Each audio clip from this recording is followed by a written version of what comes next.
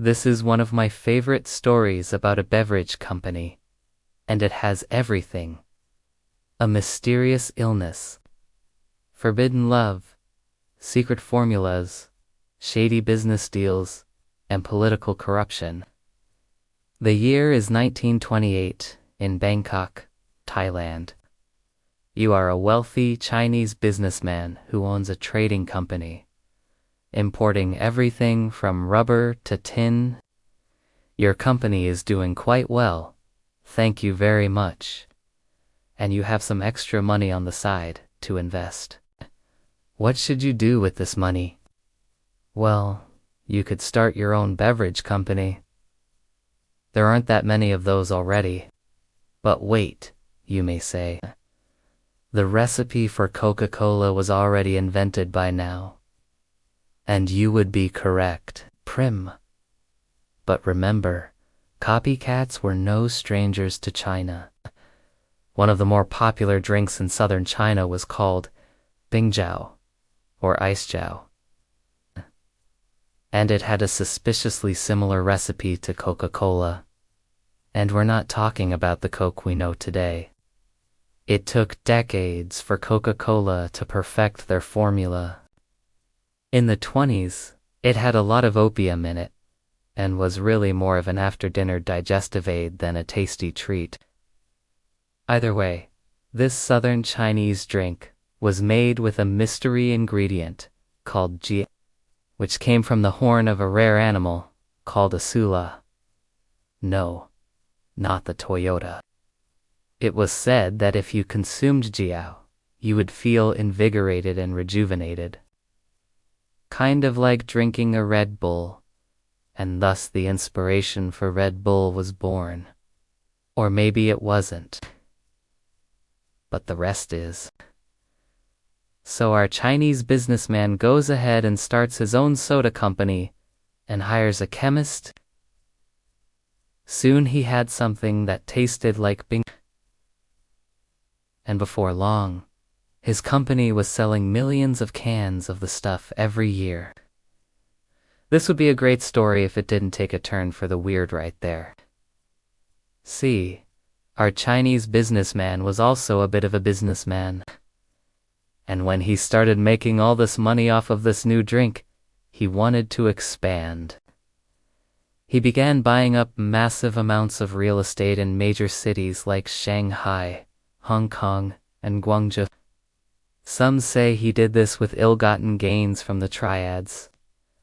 Others say he used the fortune to bribe government officials. We don't know for sure. But either way, he soon became one of the richest men in China. Then suddenly, in 1937, the Japanese invaded.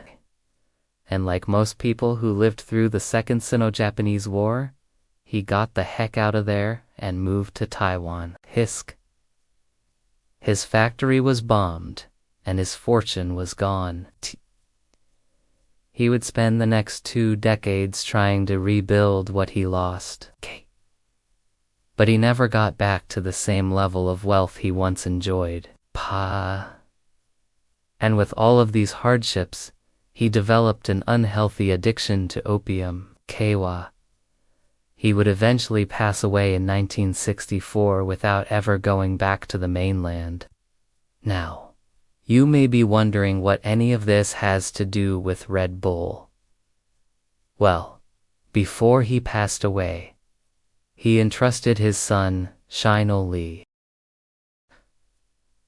Chinoth didn't know much about the family business, but he did know that his father had a special fondness for a drink called Krating Deng, or Red Bull, and he knew that his father always complained how hard it was to find a good supply of that drink. Well, Shinoa had a simple solution. He would make it himself. Now, this was easier said than done. See, Shinoa was living in Bangkok at the time, but the original recipe was back in mainland China. And he didn't know the recipe. All he knew was that his dad liked a drink called Krating Daeng. Fortunately for him, Red Bull was still being produced by then, though it had changed hands a few times since the war. It was now owned by a Thai billionaire named Chaleo Yu.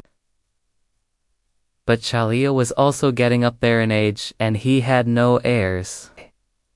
So he decided to sell the company to Shinoli, so he could retire. Now, you may be thinking that's pretty convenient, but keep in mind, back then, Red Bull wasn't worth that much. It was just a small Thai company with a couple $1 million in revenue. Still, Chanel was a businessman and saw potential in the product.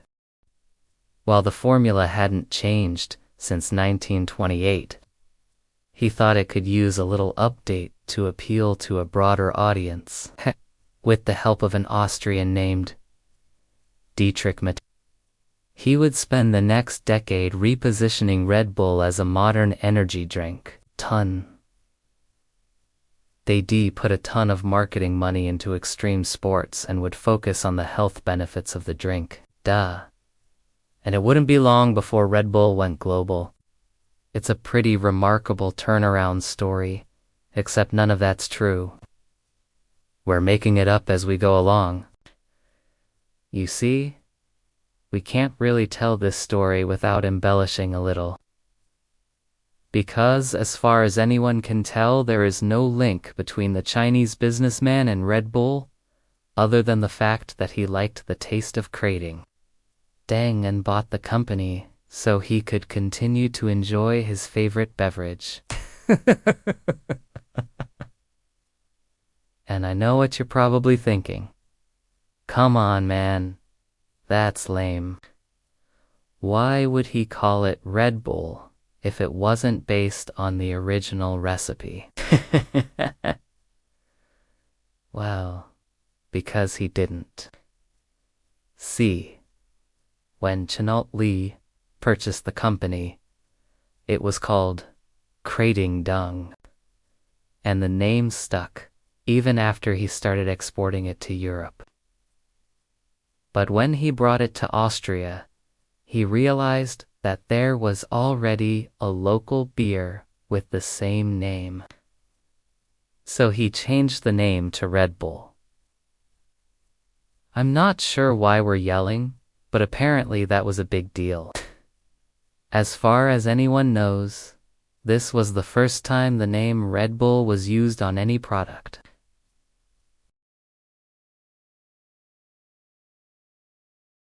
And it would become such a big part of the brand that they filed a trademark for it, which would later cause problems for one Mr. Dietrich Kitsch. You see, while working at Red Bull, he was struck by how effective the drink was at combating jet lag. And after trying to pitch the idea to his boss, he decided to strike out on his own. He bought the exclusive rights to sell Red Bull in Europe and started traveling around to different countries looking for a local bottling partner. While he was on this trip, he met a Thai executive named Karon Siravattanavakti, who loved the idea of producing Red Bull in his country. But there was a problem.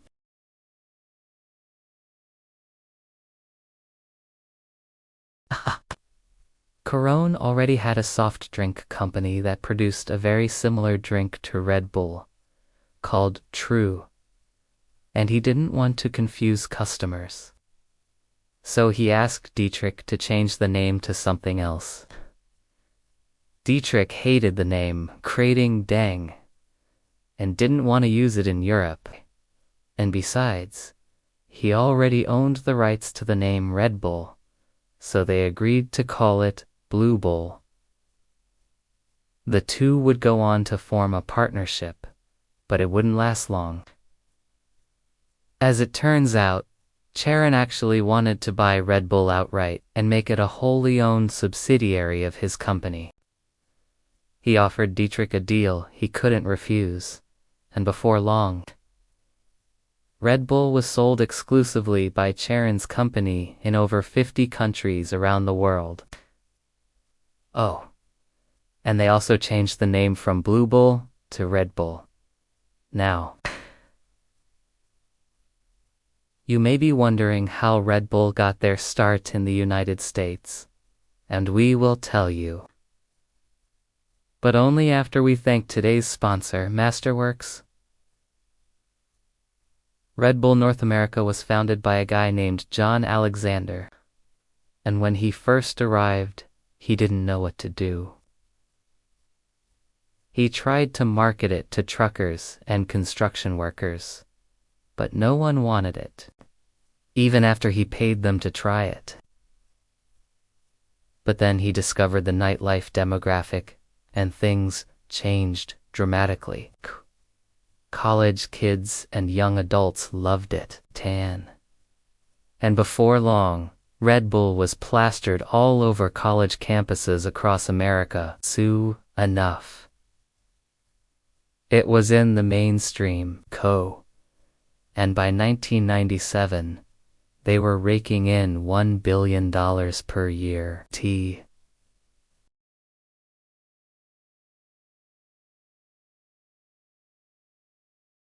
And still today, Red Bull continues to innovate with new flavors and products. In fact, in 2019, they launched Red Bull Vegan and removed all animal products from the ingredients list. But, hey, we're here to talk about the history of the company, not the veganism of their products. Speaking of which, we have one more story before we wrap things up.